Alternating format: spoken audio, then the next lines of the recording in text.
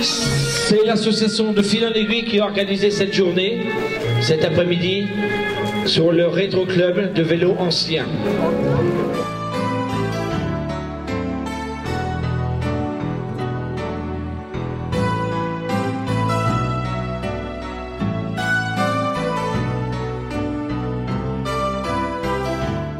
Une journée sous un soleil de plomb pour cette rencontre entre fil, aiguille et vélocipédistes. Une association qui existe depuis 23 ans, qui avait pour but de réunir vélos anciens et costumes, comme nous l'explique la présidente. Alors notre association est l'association de Fil en Aiguille, est une association qui fait essentiellement de la couture familiale, création de vêtements, tout ce qui touche la couture. D'accord.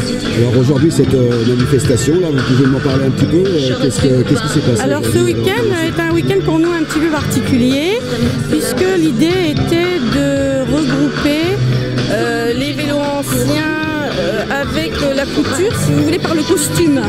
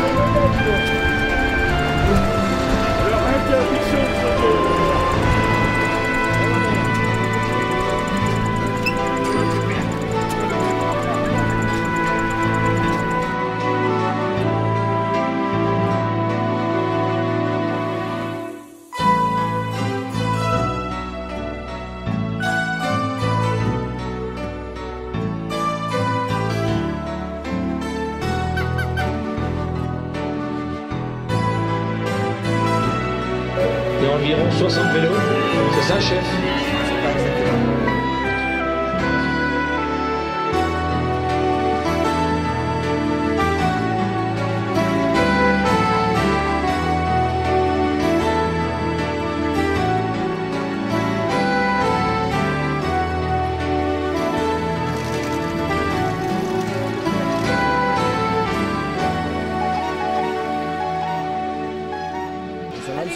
Très bien, bonjour.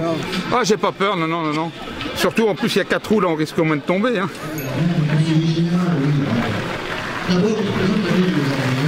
Voilà. Notre château est très envié. C'est vrai que c'est une belle mairie et tous les ans, à l'occasion des journées du patrimoine, et nous l'ouvrons pour le public. Nous avons un lotissement en préparation de 400 terrains et on a des demandes, beaucoup aussi des gens de Bourges qui souhaiteraient venir habiter donc du côté à Saint-Florent, du côté de Bourges, compte tenu que pour ceux qui travaillent par exemple à MBDA, eh bien, il est plus facile pour eux de se rendre à l'entreprise que de traverser tout Bourges. Tous ces vélos, c'est joli, hein. Il y en a certains que je connais, mais il y en a d'autres où encore je ne sais pas né pour... Mais de voir aujourd'hui dans la cour du château toute cette panoplie de vélos différents, tricycles, eh bien c'est impressionnant. Ce vélo, c'est un peu l'ancêtre du VTT, sauf que eh bien, il a servi dans l'armée française. Et c'est un modèle 1895, on appelle ça pour les collectionneurs un Capitaine Gérard. C'est un Clément de 1893-94, c'est un vélo de course, un vélo qui a appartenu à un coureur de cette époque-là. C'est un tricycle porteur, un triporteur, un vélo porteur. Voilà. Et il date de quand? Bah, celui-là, c'est des années 30, mais la caisse, elle a été toute refaite et bah, la caisse est récente. Mais... Alors ça servait à quoi ça? Ça servait à transporter du café, de l'épicerie fine et tout ça. dans les années 20 ou 30, quoi. Voilà, dans les campagnes, en ville, voilà, à Paris ou n'importe où, quoi.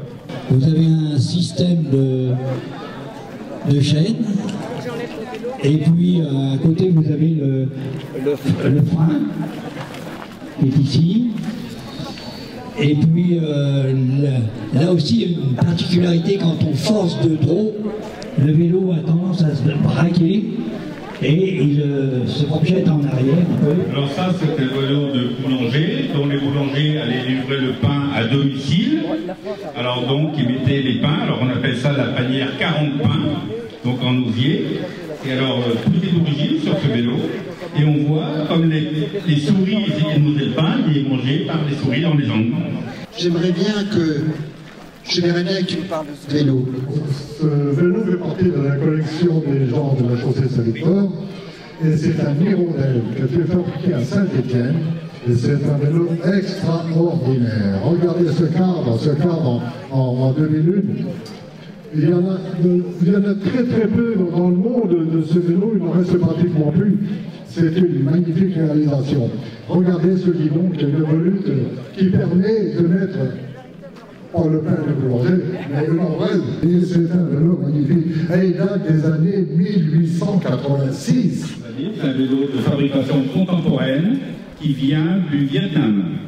Alors, c'est des vélos, il y en avait deux, il y en a d'autres là-bas, c'est fabriqué au Vietnam, c'est des vélos métalliques, recouverts de bambou et puis d'osier. Voilà.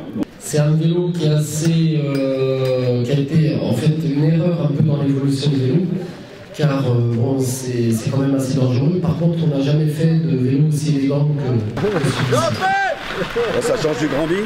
Ah là, disons, c'est beaucoup plus peinard, plus facile à la conduite. Et puis là, on peut dormir facilement aussi. Ah là aussi, merci, c'est très gentil de prendre soin de ma santé.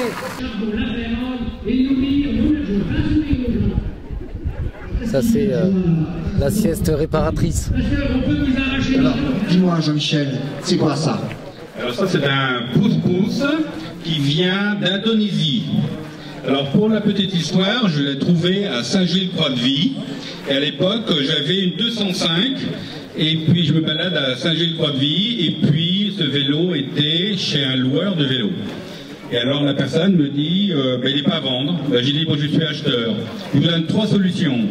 Soit vous me le vendez, mais il n'est pas à vendre. Alors soit vous me l'offrez, ou soit je vous le pique. Bon, il a préféré me le vendre. Alors je dis, la condition, c'est que je le démonte. Alors à 10h le soir, le type me passe des outils, je l'ai démonté. Et dans une 205 deux portes, j'ai tout démonté, puis j'ai ramené, voilà, à Saint-Florent. Et ça, il y a à peu près une quinzaine d'années. Alors ça, c'était les vélos, donc on trouve... alors ça, c'est le modèle indonésien. Bon, il y a d'autres modèles qu'on trouve en Malaisie, choses comme ça, qui sont le moyen de transport là-bas en manière courante, quoi. Voilà. Et modèles complètement d'origine.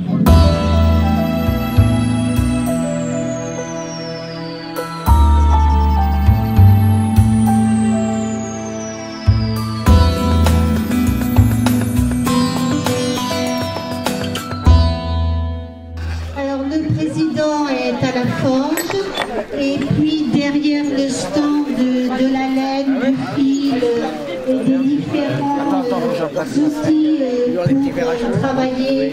Qu'est-ce que vous faites là, Disons monsieur? de rouer jusqu'à On fabrique des petits fers à cheval. Le petit fer à cheval porte-bonheur du forgeron. Avec ça, monsieur, vous n'aurez plus jamais mal à la tête, aux yeux, au nez, aux dents, à la rate, au corps, au genou et aux deux pieds. On fait ça, c'est pas pour gagner de l'argent, c'est pour payer le charbon, la ferraille et nourrir mon adjoint. Fais un sourire aux gens, s'il te plaît. Merci. Et en plus, vous avez la bénédiction.